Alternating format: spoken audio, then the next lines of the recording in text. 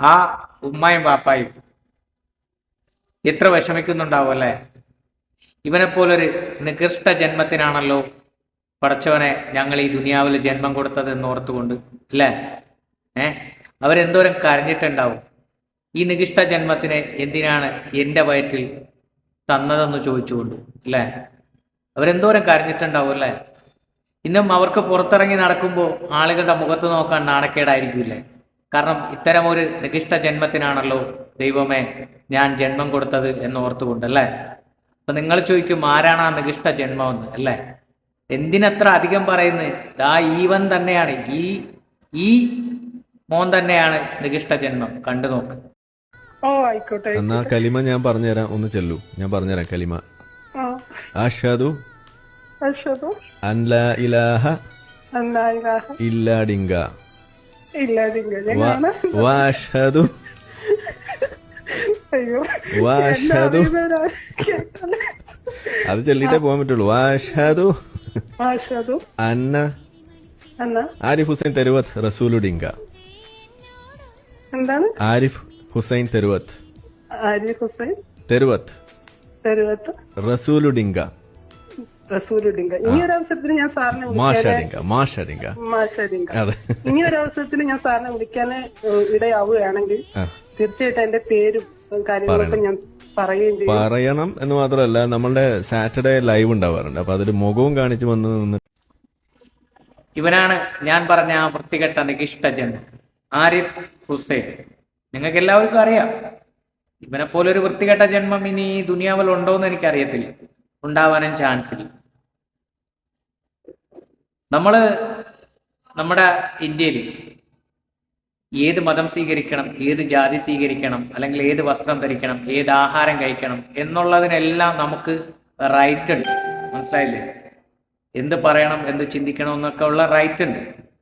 നമുക്കൊരു വിശ്വാസത്തിൽ വിശ്വാസം ഉണ്ടായിരിക്കാം, ഇല്ലാതിരിക്കാം.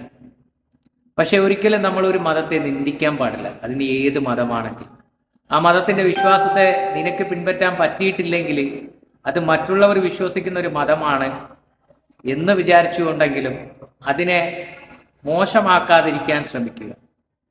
നിന്നെപ്പോലൊരു നികൃഷ്ട ജന്മത്തിനോട് അത് പറഞ്ഞിട്ട് കാര്യമില്ല എന്നറിയാം ആരിഫ് ഹുസൈൻ. നിന്നെ ഓർത്തിട്ട് നിന്റെ ഉമ്മായും വാപ്പായും എന്തോരം ദുഃഖിക്കുന്നുണ്ടാവുമെന്ന് നീ ആലോചിച്ചു. നിന്നെപ്പോലൊരു നികൃഷ്ട ജന്മത്തിന് ഈ ദുനിയാവിൽ എന്തിന് ജന്മം തന്നു എന്ന് ചോദിച്ചുകൊണ്ട് ഒരു വിശ്വാസ സമൂഹത്തിന്റെ ഷഹാദത്ത് കലിമയാണ് നീ അവഹേളിച്ചത്. മനസ്സിലായില്ലേ? എല്ലാ മതവും, അതായത് എല്ലാ മതവും പഠിപ്പിക്കുന്നത് നമ്മുടെ വിശ്വാസങ്ങളെ നമ്മളിൽ ഉള്ളിൽ ഒതുക്കിക്കൊണ്ട് മറ്റുള്ളവരുടെ വിശ്വാസങ്ങളെ ബഹുമാനിക്കുകയും അതിനെ ആദരിക്കുകയും ചെയ്യുന്നവനാണ് മനുഷ്യൻ. പക്ഷെ നിന്നെപ്പോലൊരു നികൃഷ്ട ജന്മത്തിനെ മനുഷ്യഗണത്തിൽ കൂട്ടാൻ പറ്റില്ല.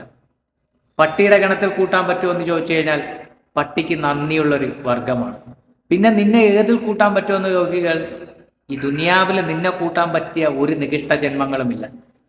അപ്പൊ എന്താണ് ആ നികൃഷ്ട ജന്മം എന്ന് ചോദിച്ചു കഴിഞ്ഞാൽ ആരിഫ് ഹുസൈൻ അവനാണ് നികൃഷ്ട ജന്മം. ആരിഫെ, നിന്റെ വിശ്വാസങ്ങള് നിനക്ക് ഇസ്ലാമിനെ സ്വീകരിക്കാം, സ്വീകരിക്കാതിരിക്കാം. പക്ഷേ ഒരു വിശ്വാസി സമൂഹത്തിന്റെ വിശ്വാസങ്ങളെ അവഹേളിക്കുന്നതാവരുത് ഇത്. സോഷ്യൽ മീഡിയയിലൂടെ വന്നിട്ട് നിനക്ക് 10 റീച്ചിനും കുറച്ച് ലൈക്കിനും കുറെ പൈസ ഉണ്ടാക്കാനാണെങ്കിൽ നിനക്ക് പറ്റിയ പണികൾ വേറെയുണ്ട്. മനസ്സിലായല്ലേ? അത് പോയി ചെയ്യുക. പക്ഷേ ഇത്തരം ചെറ്റത്തരം ചെയ്യാൻ പാടില്ല. പറഞ്ഞിട്ട് കാര്യമില്ല. നമ്മുടെ നാട്ടിൽ ഒരു ചൊല്ലുണ്ട്, തന്തയില്ലാത്തവനെ പറയാൻ പാടില്ല. കാരണം എന്താ? അവന് തന്തയില്ല. അതുകൊണ്ട് നിന്നെ കൂടുതലൊന്നും പറയുന്നില്ല. മനസ്സിലായില്ലേ? ആ പാവം ഉമ്മായും വാപ്പായും പറയാനും തോന്നുന്നില്ല. കാരണം അവര് തന്നെ പൊട്ടിക്കരയുന്നുണ്ടാവും, നിന്നെപ്പോലൊരു വൃത്തികെട്ട നികൃഷ്ട ജന്മത്തിന് എന്തിനാണ് റബ്ബെ ഈ ദുനിയാവിൽ ഞാൻ ജന്മം കൊടുത്തത്? എന്തിനാണ് റബ്ബെ ഞാൻ 9 മാസം എൻ്റെ ഗർഭപാത്രത്തിൽ ചുവന്നത്? ഇവനെപ്പോലൊരു നികൃഷ്ട ജന്മത്തിനെയാണല്ലോ റബ്ബെ നീ എൻ്റെ ഗർഭപാത്രത്തിൽ തന്നതെന്ന് ചോദിച്ചിട്ട് അവർ പല സമയങ്ങളിലും പൊട്ടിക്കരയുന്നുണ്ടാവും. അതുകൊണ്ട് ആ ഉമ്മായും വാപ്പായും പറയാൻ എനിക്ക് ആഗ്രഹമില്ല. നിന്നെപ്പോലൊരു നികൃഷ്ട ജന്മം ഇനിയും ഈ ദുനിയാവിൽ ഉണ്ടാവാതിരിക്കട്ടെ എന്ന് പ്രാർത്ഥിക്കുന്നു. അത്രയേ ഉള്ളൂ.